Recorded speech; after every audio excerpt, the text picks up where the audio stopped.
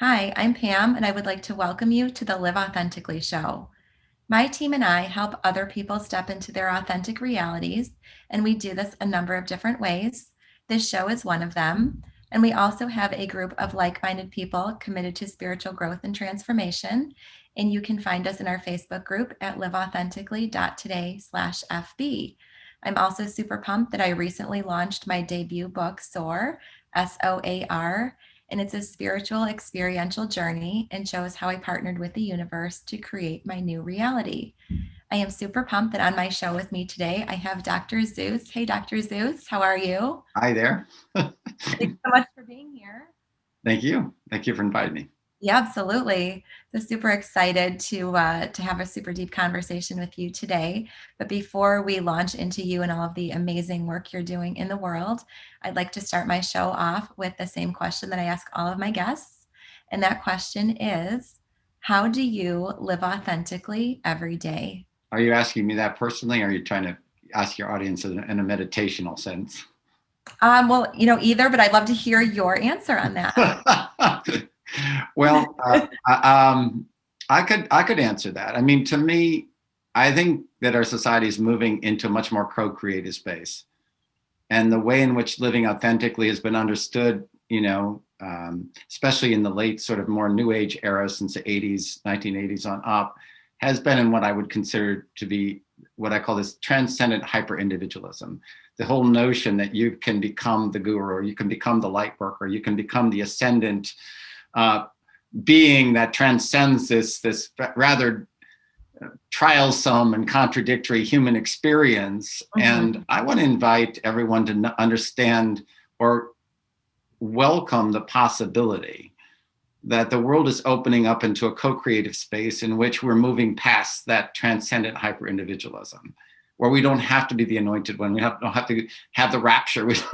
Whatever area that you're coming from, whether it's New Age or Christianity or corporate, climbing the corporate ladder, that there's still a place, obviously, for individual performance, dream, what I call divine genius, that unique talent that you personally have that nowhere else in the universe there is. But the way in which we're going to experience that and live authentically into that, we're being invited to do it in a more sharing way. And that sharing will challenge us because its coherence is not so controllable. It requires cooperation, it requires collaboration, interdependence, not just independence. Yeah. And that creates a whole emotional challenge for many of us because we can't control that. All of our triggers and psychological and emotional be brought to the fore, and I think we're going to, the environmental aspects, so much the way in which wealth is separating in this world are all inviting us to that kind of peak moment where we decide to continue to retain that divine genius, which is that essence of ourselves, without trying to transcend the world and trying to outcompete other people for fame, celebrity, being the most enlightened, but rather much more horizontal, where we go ahead and do this rather than this. So that's my hope. And that's certainly how I'm feeling about living authentically now. I'm curious about that experiment. I'm curious about that invitation. I believe the world is bringing to us in so many ways, spiritually, physically, emotionally. And my book, The Spiritually Confident Man, pioneer a new frontier of co-creative masculinity and femininity, really comes from that mentality, trying to move into that space and not simply do the battle of the sexes or do some kind of detente, right? where we agree to disagree, but actually take the most vital aspects of both of us, bring them together, masculine and feminine, yin and yang coming together, much like the yin yang symbol, in a curvy line, in which each of us kind of grasps the miracle of the other. Masculinity grasps the miracle of the femininity and brings it in to enhance masculinity and vice versa. So this collaborative, more co-creative way of looking into life and living authentically is really what's been driving me.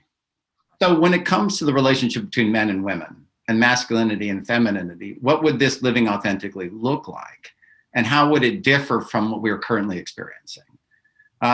currently we're experiencing with this transcendent hyperindividualism, with this labeling, with this intensification of more and more and more labels, the notion, the Me Too movement and so forth, this hyper defining of masculinity in some sense against femininity and vice versa, or an attempt to get rid of the tension altogether by creating this kind of undifferentiated androgyny, right? Where we're just all just going to choose to be whatever gender, that's how it is. And we lose the intensity and the spark and the generative power of masculinity and femininity oftentimes in that.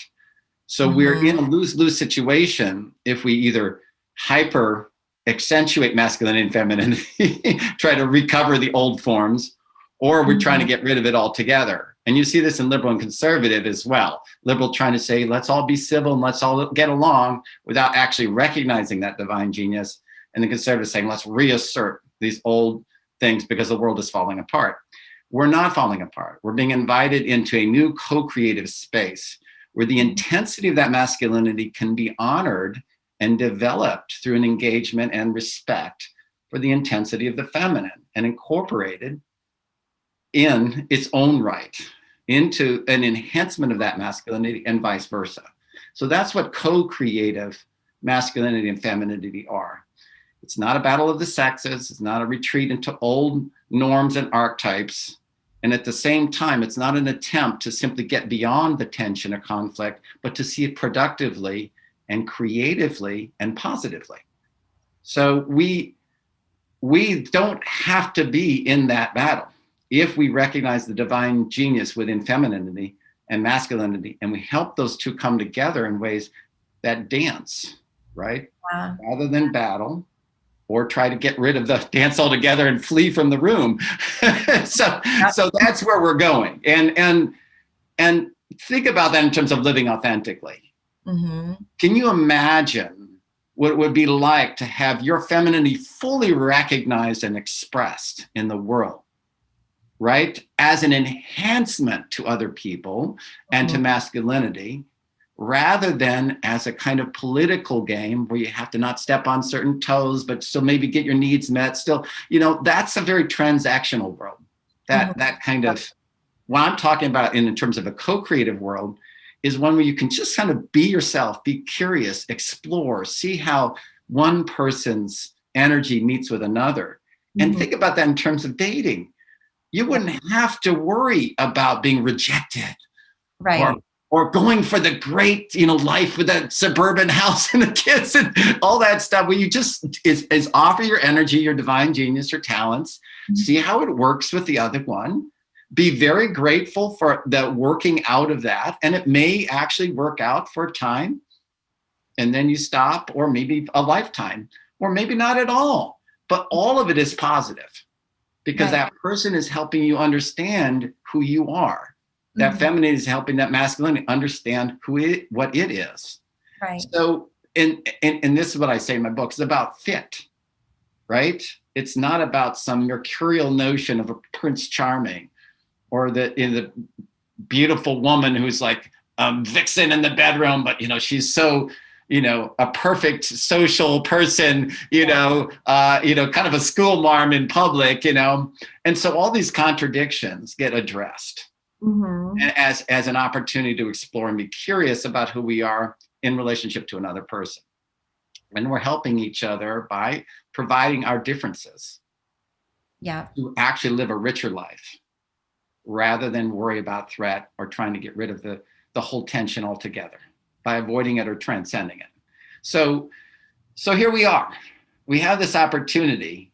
The world is kind of moving in this direction, but we still have the old emotional habits, right? We still have those labels that we're attaching ourselves to a certain degree to give us a sense of coherence or control.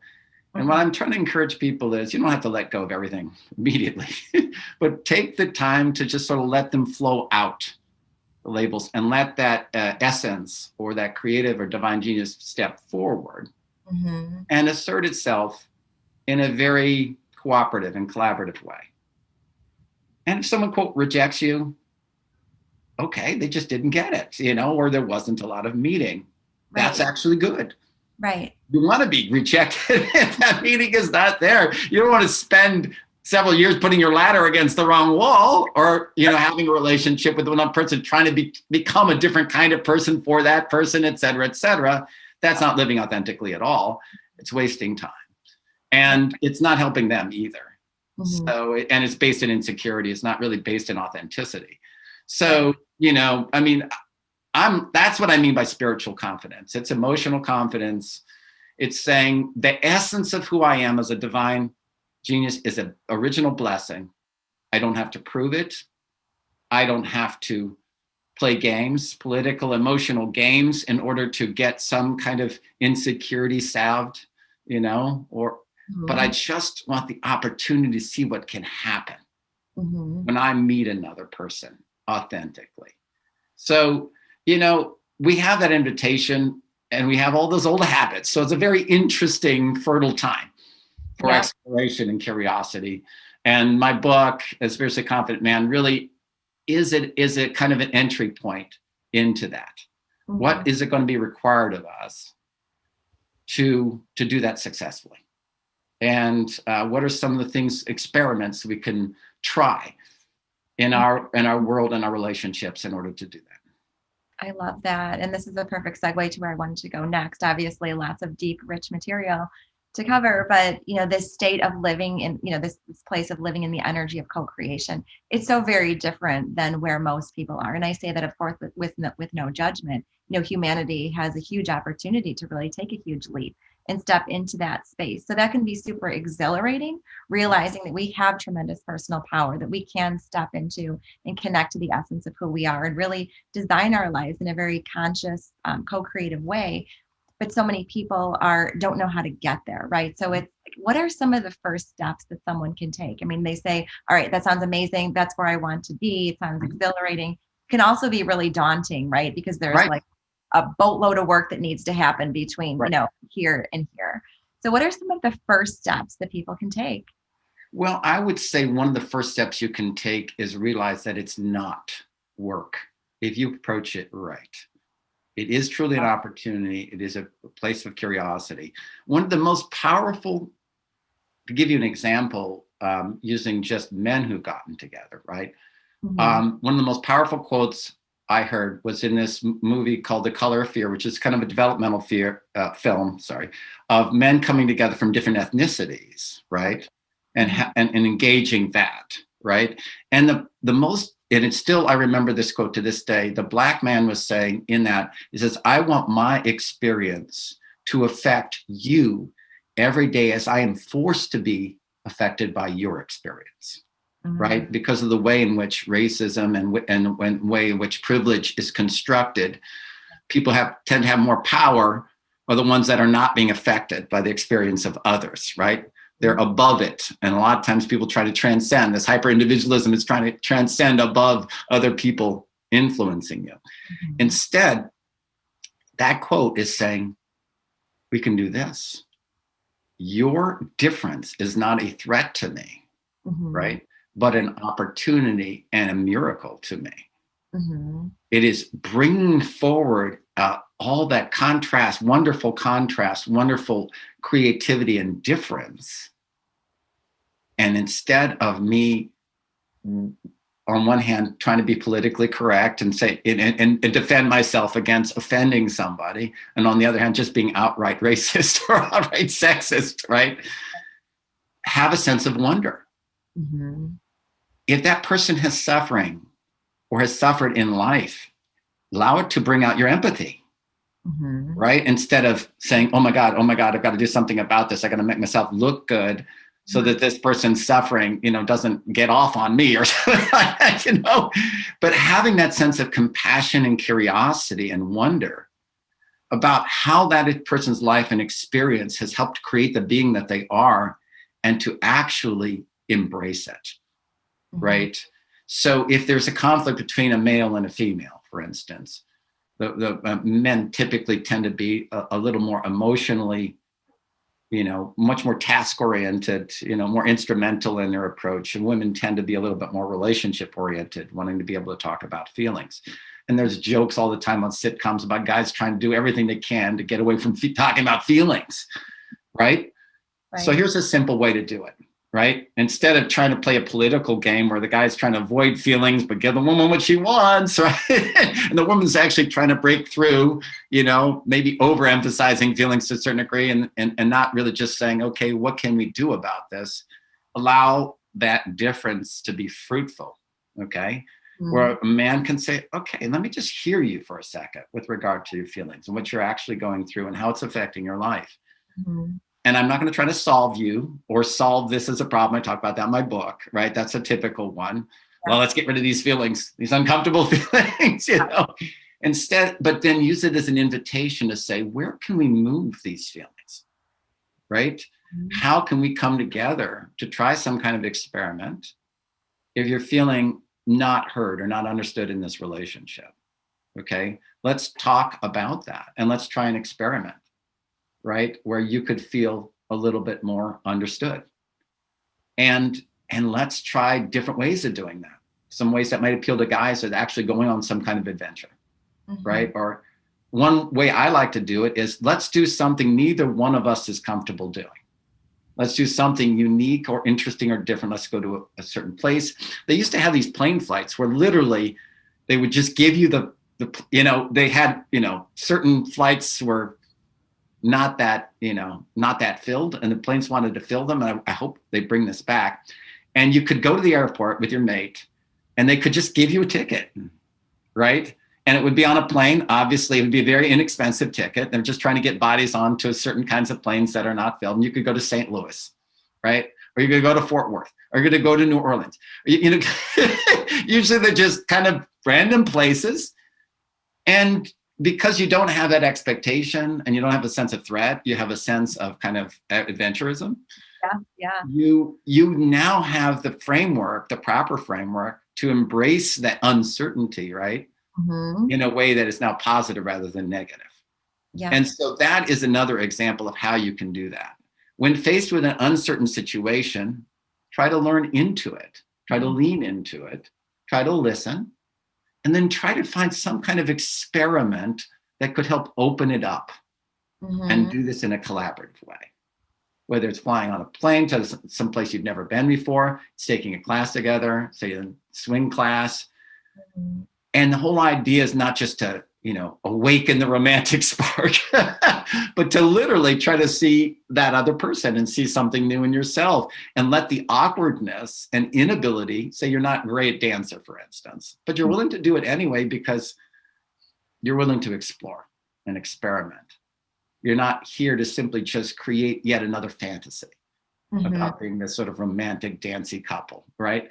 You may still have two left feet when you get done with this because you're just not that good at dancing. That's okay, right? But being able to just let yourself flow into it, pick up a few things, give it a good effort, let yourself see what comes of that sort of experiment, and then move on again. And in that way, you can appreciate the difference of someone else. And they can appreciate your difference and those expectations and those tendencies to make that person want to be a reflection of you, right? And to believe that there's something wrong unless you guys are, quote, soulmates, reflections of each other, can kind of go away. That's the immaturity of that can ease itself. And you can actually see where you reflect each other and you don't, and be able to appreciate both of those. Yeah, I love that. Everything you just described, it all points towards expansion. I mean, all the words that you've used, flow, creativity, I hear open-mindedness in this, adventure, just embracing uncertainty. And that's really the space of expansion. So I'd love to hear you talk about that a little bit. I know it's obviously a very general term about just the importance and really making a case for people stepping into expansion. I'd love to hear kind of your elevator pitch on that, because if someone were to ask me, and I do get asked this a lot, what is the most challenging or frustrating part of my job and what I do on a daily basis and my role as kind of I don't really love labels, but just doing the work that I'm doing in the world. It's just seeing people not choose growth, right? Seeing people not be willing to step into that space of expansion. So I'd love to hear your persuasive speech or argument, if you will, about how expansion is where we all should at least consider going. Well, at expansion and deepening for your introverts, I would say expansion and deepening are two sides of the same coin, right? Mhm. A lot of times we separate the two. Introverts talk about maybe more deepening and into reflection, and more extroverts talk about adventure and going out there. But the inner journey, the deepening, is a form of expansion, Mhm. right? Yep. Yep. It's intense, it's deeper, it tends to be a little bit more subtle, right? Sometimes more personal, right? Whereas going out sometimes can be more interpersonal, and it can be much more like getting yourself to do something you haven't done before. But Mhm. doing something deepening is seeing yourself in a way you haven't seen yourself before, Right. right? Exploring those subtle aspects and feeling. And they're nice conversation partners, right? Mhm. That reflection and deepening, I'm feeling new feelings for this person or that person, right? Mhm. Is Mhm. this being able to self-reflectively recognize that. And then the expansion is saying, and how am I going to act on that, right? What kind of experiment or adventure am I going to try? Now, I think the major impediment to this, as you pointed out, what about these people who are resistant to that, right? And why are they resistant? So much of that resistance I have found is because a person is expected to already know, or already to look like they're competent, or already look like they're respectable. You can't authentically do that if you're truly being curious and exploring something new. So there has to be an agreement between the two of them to be completely foolish and to enjoy and embrace that foolishness and Mhm. awkwardness, Mhm. right? There's another thing I put in my book. I say, be a positive subversive or a positive rebel, right? A healthy rebel.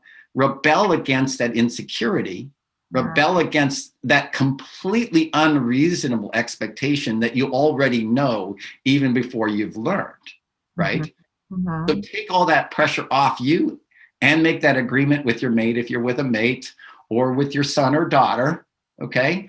To say, okay, I'm going to put some firm limits here. I'm not going to let you just play video games the rest of the day, but we will experiment with this and see how it works, and I'm going to be learning alongside you. I'll bring the things forward as a parent, a certain kind of firmness, a reasonableness, and at the same time, I'm going to be affected by your experience, the Mhm. things that you need or you want, if it's a son Yeah. or daughter. Same thing with a mate. There's certain things that I may not like or like that you like or don't like, but let's try to find ways to be intrigued by Mhm. the other person's interest and Yep. to find an opportunity to soak that up, even if we're not initially sort of into it, right? Mhm.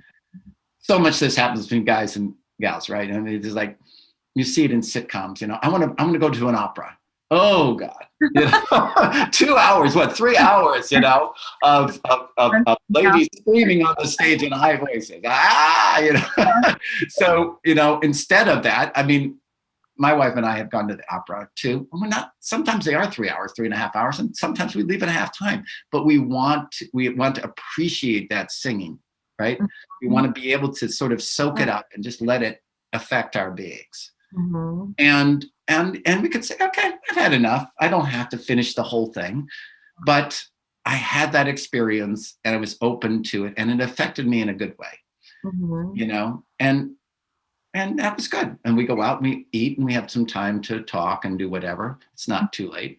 So being able to make those sort of authentic um, decisions together collaboratively that really appeal to your individual, like I said, deepening as well as expansioning.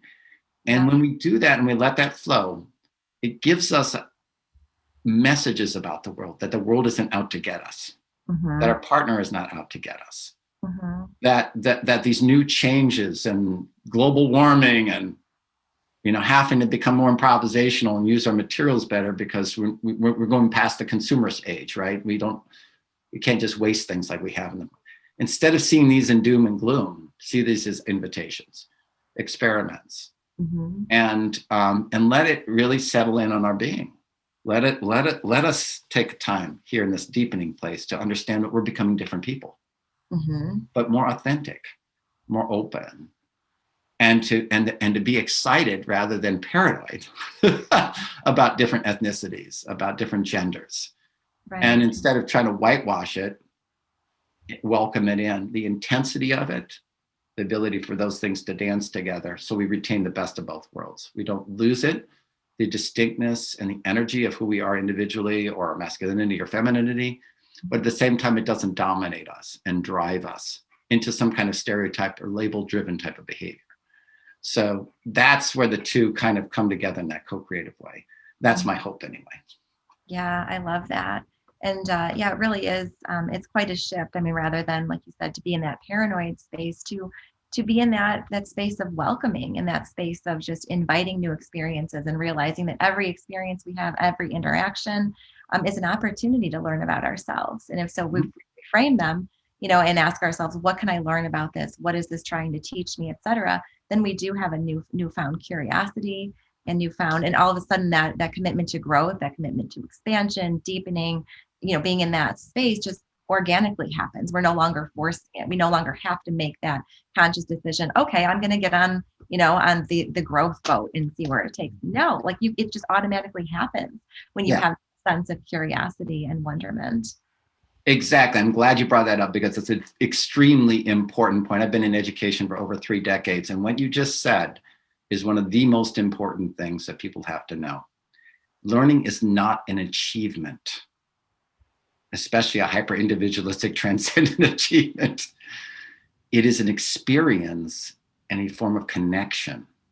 Mm-hmm. If we are open to it, it will produce for us, with us, in cooperation with us, the things we need to know, right? Yep. The most important thing you have to learn about learning, and it can be all condensed into this thing, is that threat shuts down the parts of your brain associated with learning, and joy opens it up. Mm. So if you want to learn and you think it's work and you think it's an achievement that you've got to struggle for, that's still a form of threat. Mm-hmm. It's going to make you not want to learn or engage in that new thing.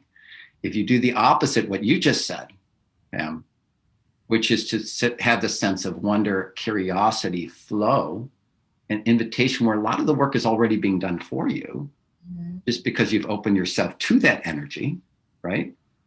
Then all of a sudden your being is going to sing, right? Mm-hmm. Joy is going to be the state, and those parts of your brain, the parts of your being that want to open to this new person, this new learning, are going to be there.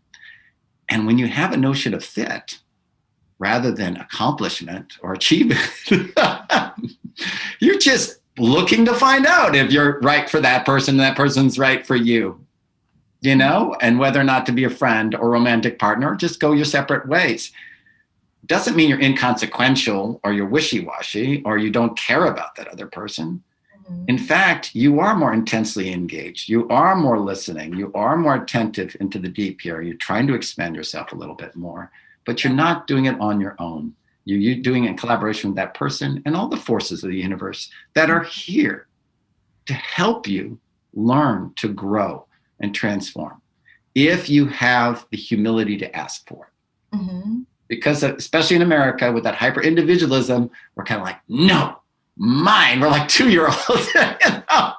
It's my achievement. It's my goal. It's mine. And I want to say, if you understand that what's truly yours is that divine genius, and it's not something you have to hold on to or defend, but share and develop, then all of a sudden you have the best of both worlds. You have this one thing, this divine genius that no one else can take away from you. That's your birthright and the gift, your gift to the world. And at the same time, because it's individual and because it's only yours, it can be given out to everyone and everything, and it will never be exhausted. And there's a joy in that. So now you have a win-win situation instead of a lose-lose situation. Instead of Right. being paranoid about others, instead of learning as an achievement and a bit of a struggle, and why haven't I found that mate? Why did I keep getting involved in these abusive relationships or similar relationships? And instead of doing this mind thing, we're just whirling around, you begin to open it up and say, what is it I'm really here to offer in terms of masculinity, femininity, talents, you name it? And let me see where, and let it be supported by spirit, right? Let it be supported by good-willed other people. Mm-hmm. and see where I can be brought forward. This involves community, involves extended family too, and Yeah. involves getting out of the boxes we put ourselves in. Mm-hmm. And again, it's a simple process. I'm not saying it's easy.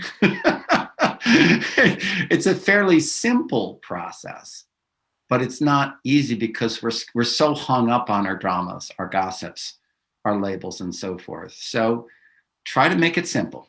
Try to breathe into that. Allow yourself to deepen and expand. Realize you don't have to be an expert about anything. Focus on joy and the opportunity when you're engaging others and new experiences and differences of others. Mm-hmm. And then let those things come together and show you, rather than simply trying to grab or grasp something. Just let Mm-hmm. them do this. Yeah, so powerful. And I think that model, that mindset, that approach, et cetera, can be applied to any aspect of our lives in any relationship. And I know one area that I've really stretched is the area of parenting. You used the video game example earlier. And, I've really tried to open up the lines of communication. I grew up in an old school Italian household. It was very strict and, not a lot of very loving and nurturing. The times were Right. different then, right? I mean, we didn't have this awakening. We weren't in the middle of this big shift in consciousness. And it was more of, children were seen and not heard back then. It was, the dad dictated what was done and that's what was done. But now, my style of parenting has evolved and has shifted. And I'm sort of trying to pave the way for the direction humanity is going. And quite frankly, I mean, my parenting experience is more joyful because of that intentional, commitment to conscious parenting, authentic parenting, having the open dialogue, having the open discussions, asking them, the kids how they feel, how certain things affect them, et cetera. And that really has deepened my experience. And quite frankly, I mean, my experience as a parent is overwhelmingly joyous since I really started to step into this new paradigm. Prior to that, it was frustrating. It was frustrating. It was stressful, and so my experience has shifted tremendously. So I'd love to hear you talk a little bit about this shift in parenting, kind of new age, parenting under this new model, and how we could all have a more joyful experience as a result of it. I'll give you a great example. I was working in this day camp that was mainstreaming learning disabled kids with physically disabled kids with sort of conventional camp populations. And you had like an art station and a kind of ropes course, cooperative course, and so forth. And I was still in my mid-20s. So I was Mr. Aries type, I'm Aries. So I'm Aries type achievement, very strong, I've got to make work, right? And here with all these differences tugging at me, I was assistant group leader. I couldn't allow that control was overwhelmed. That sense of control would not work with all these differences. And some of the best manipulators in the world are physically disabled children. They know how to sort of get you to do things for them. They're very smart in a lot of ways. And we have other people whose maturity would yo-yo between the age of 3 and age of 18, and then back down to their actual age of 10. And all of this change and difference from all these different developmental levels and abilities of these kids got me outside of my control mentality. At a certain point, my control mentality just went, I give up. There's no way to manage and control all these developmental different people, different learning styles, and so forth. And here's where the trick was, and I think it works as a parent as well. And that was to simply say, why don't I learn from them, right? Yeah. What are they teaching me? And so what I started to do, like say I'm being manipulated, like one of the person with, well, it was like a physical disability where I can't remember the actual condition, but she had to kind of have it be assisted in terms of walking. She would try to get you to kind of carry her or try to move things forward. So I started getting in a rapport with her where I would kind of wink. I said, I know what you're doing, right? And I did this with a Puerto Rican kid too. He came up to me and goes, you don't like Puerto Rican students. This is in Syracuse when I was a substitute teacher. I looked at him like this and I go, don't give me that. I know you use that line on everyone to make them feel guilty. Cracked up into this big grin. It was an invitation. See, Mhm. if you took it too seriously, you'd think this person's trying to manipulate you. You think, whether it's the physically disabled person in that day camp or this Puerto Rican student, you're trying to get to your white guilt and do all this. Of course they're doing that. They're Yeah. adolescents, right? Or they're tweens. They're Right. exploring, they're probing, they're trying to push the boundaries. Mhm. And instead of seeing that as a threat to my authority and trying to manipulate me and I'm getting all reactive, Yeah. I understand the game, Yeah. right? I understand that to try to push. I'm calling them out and I'm letting myself get called out. If I Mhm. have a contradiction, my son said this one time. He says, when you speak really loud, that scares me. Boy, did that wake me up one Mhm. time, because sometimes I go on a rant. And it got me to thinking, how does my voice affect other people, Mhm. especially my son, whom I love? Is Yeah. what he's saying reasonable? And is it really going to enhance my ability to relate not only to him, but to other people and to be a better person? So Mhm. this is the invitation our kids give to us. They'll trip every trigger in the book, right? They will push us. They will transgress against even reasonable boundaries that we have set. But if we can work with them and Mhm. stay in tune to that game and that collaborative endeavor, we can get respect from them and learn from them as well and develop better respect from ourselves. So I'm going against all of Dr. Phil and all these other kind of simplistic formulas about how's that working for you. I was like, understand that these all are invitations. Mhm. You got best practices, be firm, be gentle for the most part, understand that there's learning on both sides, really respect, listen, and learn where Mhm. someone else is coming from, let their experience affect you. But at the same time, recognize that this is an invitation to learning for both of you. It's not just you as a parent up here telling your kid what to do down here.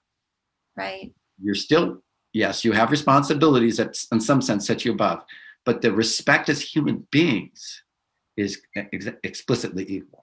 And you Mhm. can learn from their experiences as much as they can learn from yours. And it is a collaborative and co-creative endeavor. So that's the orientation that I try to take. It's not Dr. Spock where you're a helicopter parent. You're not a drill sergeant. All right, you're going to do this, this, and that. What you are is a partner. And you Yeah. have a unique set of responsibilities as a parent, right? And you still have to make decisions for them Right. because they are not they are not developed in that way. Right. But that decision making needs to be informed, it needs to be reasonable, it needs to be empathetic, open, and it needs to be co-creative for it to Mhm. be the most successful parenting in my experience. Yeah, I love that. And part of what I've tried to do is dismantle, if you will, that hierarchy just a little bit, kind of, Mhm. stay away from that like very authoritarian, I'm the parent, I make the decisions. Like Right. that doesn't work anymore. That's antiquated. That's falling away. And just Mhm. again open up the lines of communication. And two, I try to not only recognize that I'm also learning, but I've said that to my kids before in some really challenging moments. I mean, let's face it, like I think parenting can be really challenging at times. And, and I've broken down in front of my kids before and I said, you know what? I'm learning too, guys. Like I'm learning. I know I'm not perfect and I am doing my best. And, we can all work together through this. And that really opens everybody up.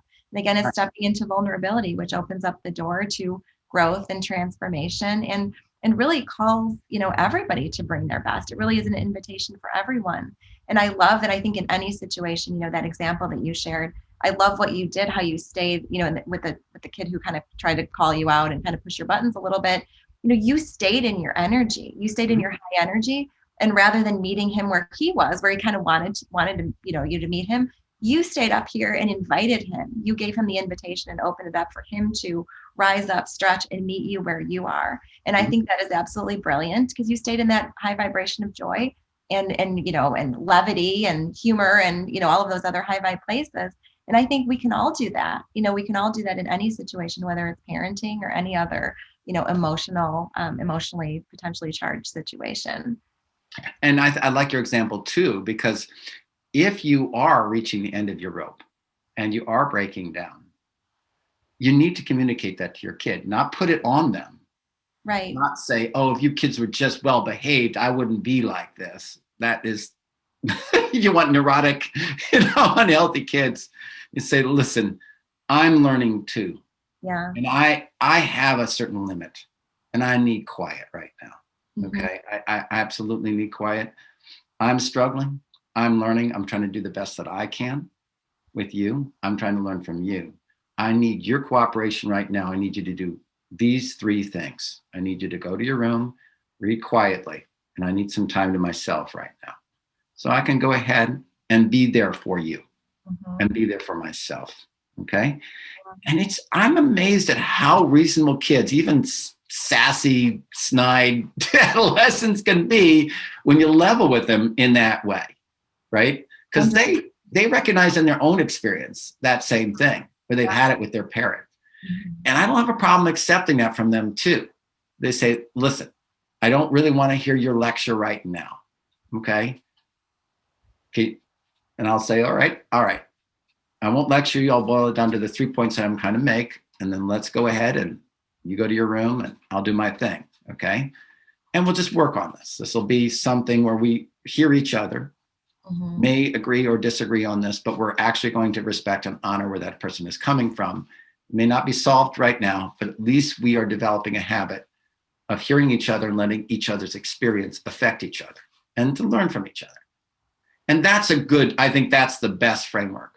You've got the firmness, you've got the caring, you've got the responsibility as a parent, and at the same time, you've got the openness, the willingness to learn, to admit when you're wrong, when you've reached the end of your rope.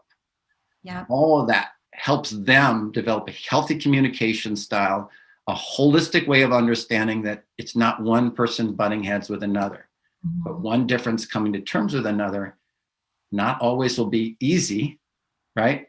But you can work with it over time if you respect each other, learn from each other, and realize you all have something to give. Right. Right. I agree. And over time, and what I found too is since I started to make that shift and operate in that new framework, that new model, then, in the beginning, when we're instituting something new, everybody keeps bumping up against the old boundaries, right? But if we've got like that circle, then everybody kind of starts to just orbit or operate within that space. And there's less pushback and more understanding and more compassion and more empathy, to the point now where kids know, like when I just check out, when I go up to my room at a certain time, at night, like they know that this is just part and parcel of what mom needs to do in order to get the rest that she needs to get in order to be a happy, healthy, mom, business owner, etc. So people start to really understand and everybody does. There's an ease and an organicness and a flow. And really, and life does, become more fun and more joyous. And it does feel less arduous and less stressful and like less like work, like you mentioned before. Absolutely. We have an opportunity for life to be a lot less work.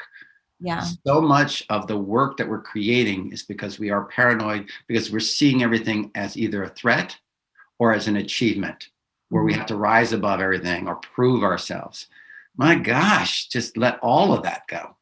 Yeah. Let that divine genius come forward and mix in important, helpful ways, right? And it can be somewhat humble. You don't have to be this billionaire. You don't have to be this star. You can literally just be a really good person that is really making some great impacts on young people or caring for older people, or just your own, your own transformation and spiritual growth. All of that is important, beautiful, golden, well beyond any billions and, and all these other kind of false idols, right? Yeah. You're as a being evolving, think about that as your metric, right? Is this helping to open up my heart? Is this helping to open up my mind? Is it helping me to understand in a more complex and sophisticated way how things come together, and yet in a way that's simple, like mirrored in Mother Nature? She's the most complex thing you've ever seen, and yet still the most elegant, simple, straightforward, and informative. Definitely recommend to all your viewers, if you do not get out in nature regularly and just take the time to observe the patterns of flowers, ants on the ground, listening to birds, you are missing about 90% of your education as a human being. Two things I think kids need and all of us need are ethnic diversity, cultural diversity, different languages, different cultures, different smells, different foods, and nature. Meaningful, consistent experiences in nature. And I'm glad that COVID-19 has kind of forced us out to a large extent, but those two will be absolutely critical, practical steps that anyone can take. any of your audience can take. So that I would throw in there as well, along with the parenting, as well as the cooperative and collaborative and co-creative notion of sexes and genders coming together. Brilliant. Thank you. Thank you so much for sharing that and all of the other wisdom you've shared with us today. I wish we could sit and chat here for hours. This is such rich, deep material. But before we close, I would like to give you an opportunity to add any additional words of wisdom or anything else you would like to close with, in addition to how people can get in contact with you directly if they would like to touch base with you. Certainly, you can reach me just by going at Zeus, Zeus, at askdrzeus.com. That's ask, ASKDRZEUS.com. Just go ahead and write me a personal email. That's the best way to get a hold of me. I encourage people to text me because I'm a bit of a texter. So 310-994-7808 if you wanted to have an appointment or if you had a basic question. I'm usually pretty open about that. I have a free 15-minute consultation. If you have a basic problem or anything that you're working on in particular, I usually custom develop these things and quite successfully. So using the processes we just described, listening, engaging, and then through that interactive co-creative process, these wonderful opportunities come up that neither one of us could have anticipated. And they're practical. They're not simply just metaphysical, though they have nice metaphysical aura around them. They also have a practical direction and experiment that usually comes out of them that can be very intriguing. So I would just encourage people to open themselves to that. If I'm part of that, great. If your conversation with me is part of that, great. And to look at every one of these things as a joyful entry into new learning that doesn't have to weigh on our shoulders, but can actually free the burden from our shoulders, because now we're one among many, working together joyfully to advance ourselves, to deepen ourselves, to expand ourselves. And that is a labor of love and not some kind of dreary burden. It's a labor of love and the deepest, truest sense of the word, a joy. So that's what I would simply leave you with. And do you have any questions or comments that are just coming up at you before we wrap up? This was absolutely amazing. I mean, just our deep conversation. This is truly what sets my soul on fire. So I would like to just officially and formally express my appreciation for everything that you've shared with us today. Just such incredible knowledge. And I know I've taken away many little, morsels of wisdom that I can add to my toolkit and keep me in that space of expansion and deepening. So thank you so much for being here. I so appreciate it. And thank you so much, Sam. I really appreciate you inviting me on to share and to have this great, wonderful co-creative conversation with you. It really was. Thank you. And thank you so much to all of our viewers and listeners. As you know by now, I believe that time is a choice, and I'm grateful that you've carved time out of your day to be here and listen to everything Dr. Zeus has had to share with us today. So thank you, everyone, and have a great day. Bye. Bye.